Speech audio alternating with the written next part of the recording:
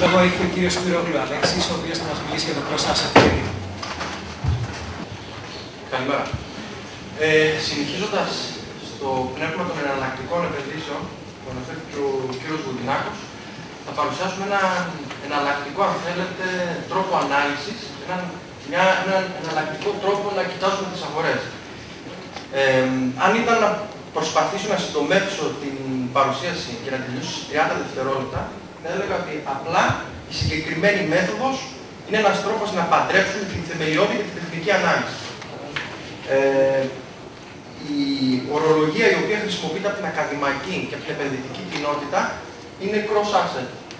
Βέβαια, ο ιδρυτής, ο πρώτος ο οποίος ασχολήθηκε εκτενώς, την ονόμασε intermarket analysis, οπότε όσοι θέλουν να ασχοληθούν περισσότερο θα βρουν στην βιβλιογραφία ως intermarket, στην δε ακαδημαϊκή κοινότητα ως cross-asset ή cross-market. Η παρουσίαση θα λάβει τρία διαφορετικά μέρη. Το πρώτο θα είναι μια γενική εισαγωγή. Στο δεύτερο κομμάτι είναι κάποιες πρακτικές εφαρμογές, πώς μπορεί πρακτικά να εφαρμοστεί και να μας φανεί χρήσιμη.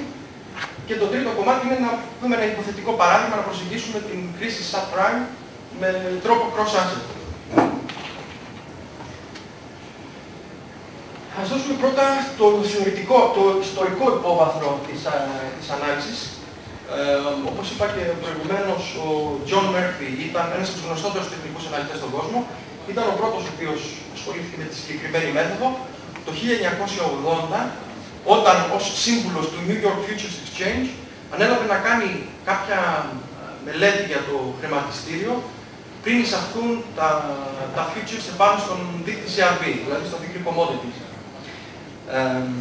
Έχοντας πρόσβαση στα αρχεία του χρηματιστηρίου, ο Murphy ανέλαβε να κάνει κάποιες μελέτες σχετικά με τις σχέσεις που υπήρχαν με τα ήδη υπάρχοντα προϊόντα του χρηματιστηρίου.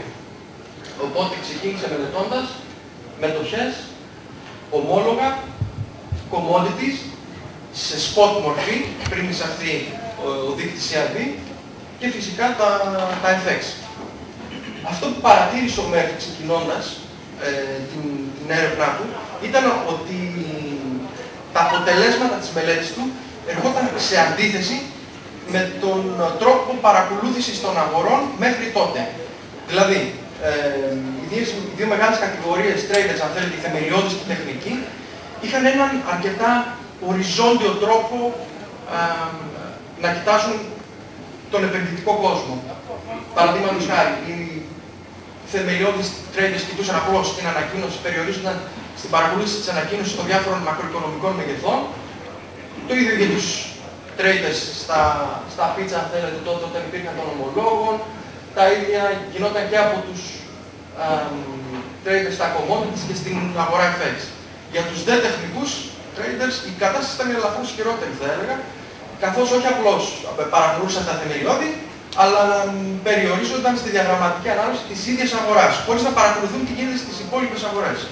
Εκεί ακριβώς ήρθε και η πρωτοπορία, αν θέλετε, του Murphy, ο οποίος έκανε το εξής απλό μεν, αλλά επαναστατικό συμπέρασμα, το οποίο είπε ότι στο βαθμό που και οι τέσσερις αγορές εκφράζουν ένα διαφορετικό κομμάτι της οικονομίας, επιβάλλεται η παράλληλη παρακολούθησή τους για την εκπώνηση συμπερασμάτων ως ένα ενιαίο σύνολο.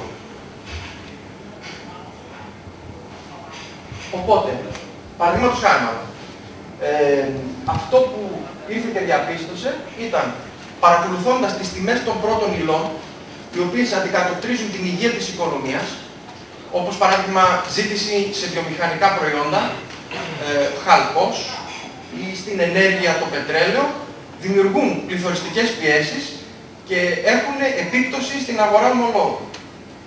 Στο βαθμό όμως που ήδη η αγορά ομολόγων επηρεάζεται από τον πληθωρισμό ή από την πορεία των βραχυπροθέσμων επιτοκίων, είναι χρήσιμο να παρακολουθούμε και τις δύο αγορές ταυτόχρονα.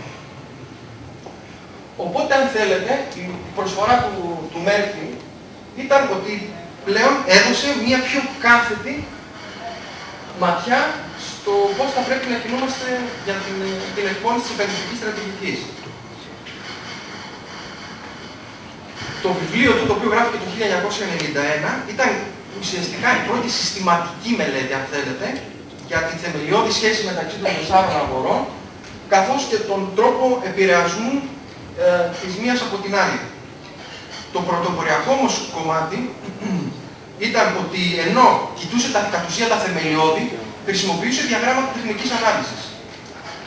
Ενώ έδινε παράλληλα μια πιο ολοκληρωμένη, πιο σφαιρική ματιά για τον επενδυτικό κόσμο. Ας δούμε ένα παράδειγμα. Στο επάνω διάγραμμα έχουμε το dollar index, το οποίο ουσιαστικά είναι ένα καλάθι νομισμάτων έναντι του αμερικανικού δολαρίου. 60% βάρος έχει το ευρώ, επίσης περιλαμβάνει και διάφορα νομίσματα, το αμερικανικό, το καναδικό, το γεν. Στο 10ο κομμάτι, στο 10ο διάγραμμα, έχουμε τον δείκτη CRB, ο οποίος είναι ένας δείκτης του επίπεδου των commodities. Περιέχει 21 διαφορετικά commodities. Όπως βλέπετε,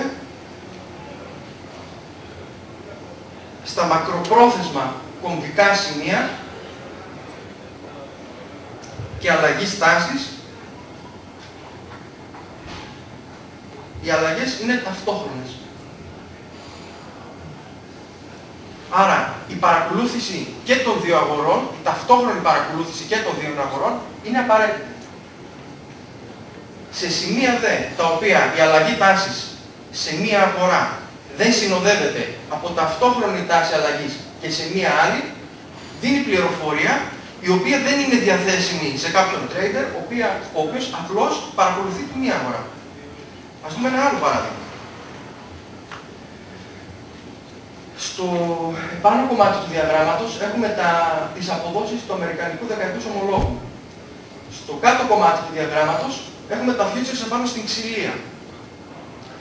Και εδώ παρατηρούμε το ίδιο φαινόμενο. Η άνοδος της τιμής της ξυλίας, στα futures επάνω στην ξυλία, συνοδεύεται από άνοδο των αποδόσεων στο αμερικανικό ομόλογο, πτώση δηλαδή της τιμής του. Στα κομβικά σημεία, επίσης, στους κορυφείς και στους πυθμένες, τα γυρίσματα των αγορών είναι σχεδόν πάντα ταυτόχρονα. Τέτοιους είδους συγκρίσεις μπορούν να γίνουν και με υπόλοιπα μέρη των commodities, όπως ο χαλκός, το πετρέλαιο, στο βαθμό που εκφράζουν πληθωριστικές πιέσεις. Αν θέλουμε τώρα να συσχετίσουμε την έρευνα cross-asset μέσα στην υπάρχουσα θεωρία του finance, γιατί ουσιαστικά ο Μέρφυ δεν ανακάλυψε ως ένα βαθμό τον τροχό, απλά μας βοήθησε να δούμε τα πράγματα λίγο καλύτερα. Ας δούμε αρχικώς αρκετά σύντομα πώς εντάσσεται η θεωρία intermarket ή cross-asset μέσα στην υπάρχουσα θεωρία του finance και ποια ήταν η δική του προσφορά που προσέφερε ως μοναδικό. Στην τριμερή διαδικασία του asset allocation,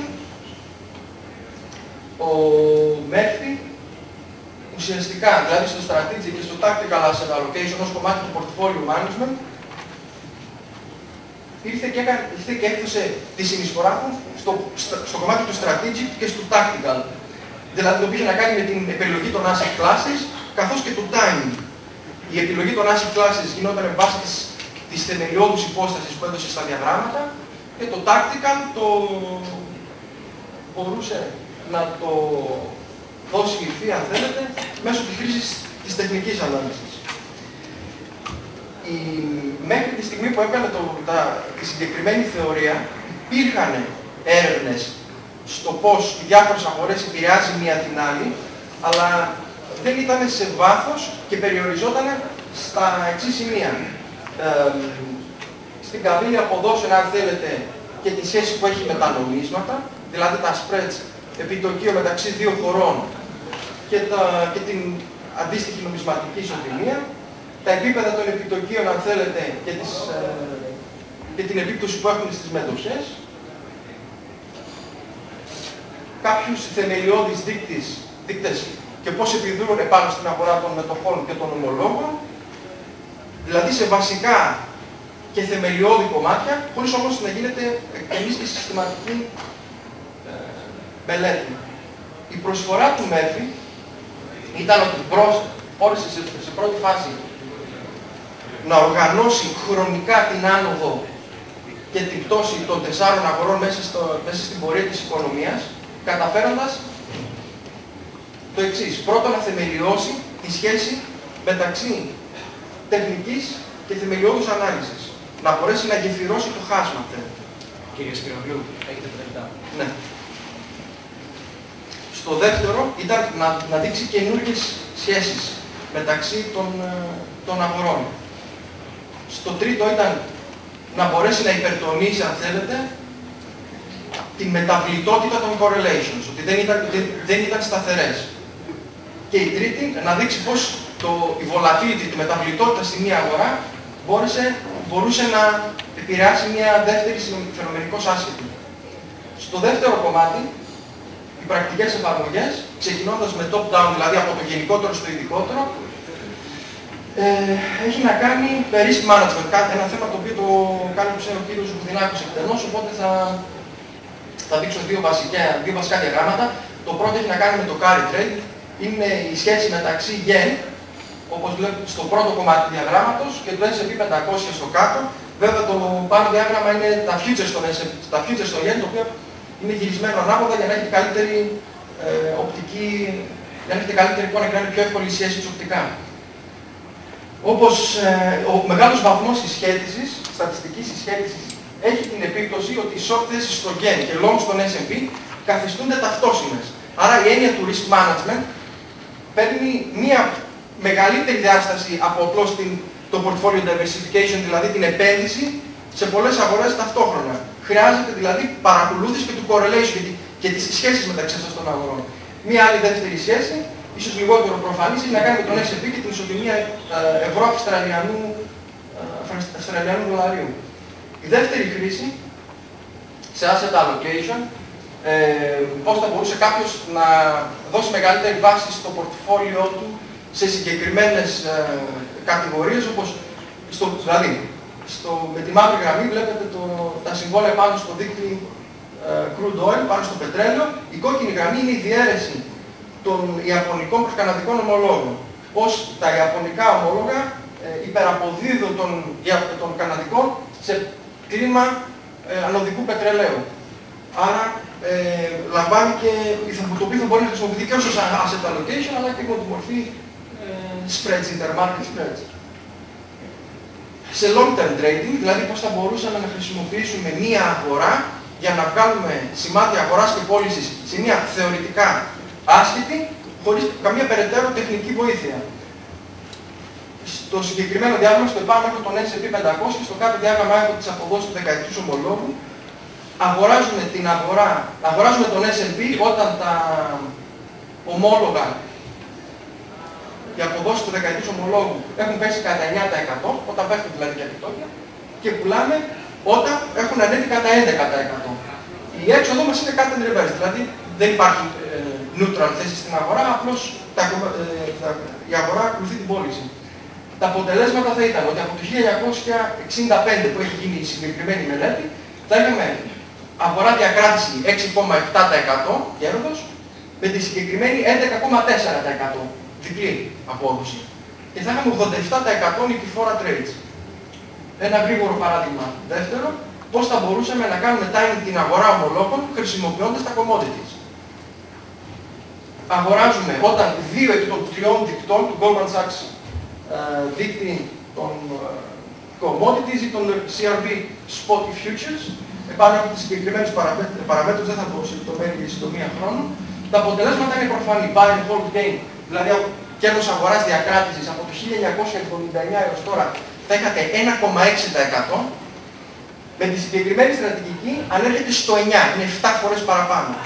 Αυτό όμως το οποίο είναι πραγματικά αξιοπρόσεκτο είναι ότι στο προηγούμενο διάγραμμα η απόδοση αγοράς διακράτησης των μετοχών ήταν 6,7%, που σημαίνει ότι θα μπορούσατε να έχετε μεγαλύτερη απόδοση επενδύοντας στην αγορά ομολόγων, απλώς παρακολουθώντας την πορεία των commodities. Θα μπορούσαμε βέβαια να το κάνουμε και σε μικρότερο χρονικό διάστημα, σε short-term trading, ένα συγκεκριμένο pattern αδυναμίας, αν θέλετε, του S&P 500, όταν έχει μια σειρά διαλογικών χαμηλότερων κλεισιμάτων, αγοράζουμε το επόμενο άνοιγμα της αγοράς, μετά από μια χρονική περίοδο 2 ημερών, εάν και εφόσον η αγορά ομολόγων είναι ανωδική. Έχουμε δηλαδή χαμηλότερα επιτόκια, πόσο μπορεί να βοηθήσει ακόμα και σε ένα τόσο δυσμενώς τεχνικό περιβάλλον. Θα είχαμε 97,1% κερδοφόρα trades, μέσω κερδοφόρο trade 1220, συνολικό κέρδος 166.000